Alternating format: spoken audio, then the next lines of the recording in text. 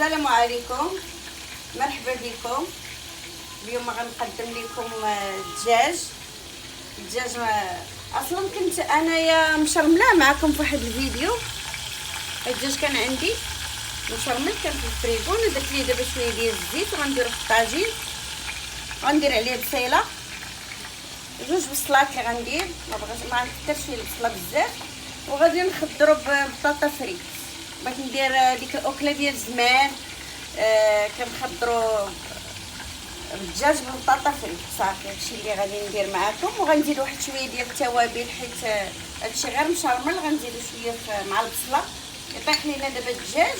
غندير واحد شويه البصله تشحر مع الدجاج. غادي نشحرو مزيان. دابا انا شعلت عليه وغادي نخليه يتشحر واحد شويه. عاد غندير عليه البصله ونخليه نقص عليه البوطه ونخليه. هو الدجاج ديالنا هو طاب. هانتوما غندير دابا الزيتون بلاتي، غندير شويه ديال الحامض مسير،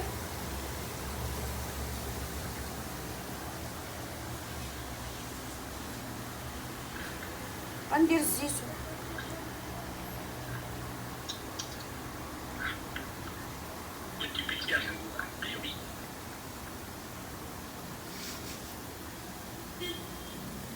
غنخليه واحد 5 ديال الدقائق.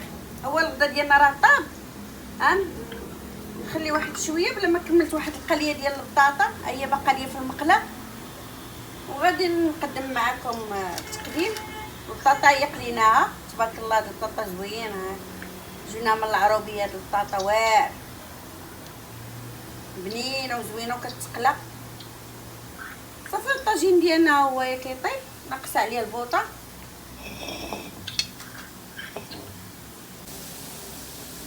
ها هو الطاجين ديالنا طاب بصحتكم وبراحتكم. سمحوا لي البنات بالصحه ان شاء الله. هانتوما شوفوا المريقه ديالو خاطره وزوين. اش نقول لكم على الدجاج مشرمل؟ الا كان مشرمل وكنتي حاطاه في الثلاجه، هي البطاطا ديالنا هي طابت حتى هي قليتها. كدير واحد شويه البطاطا وصافي كتحطيها حداك تتكملي بها. انا كتعجبني هاد الاكله، كنا كنديروها زمان، كيحطوها لينا الا مشينا للبلاد ولا مشينا طاجين. ولا بصحتكم وان شاء الله وبراحتكم. وفيديو جديد ونهار جديد ان شاء الله.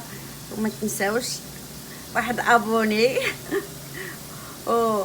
واش غنقول لكم؟ صحتكم.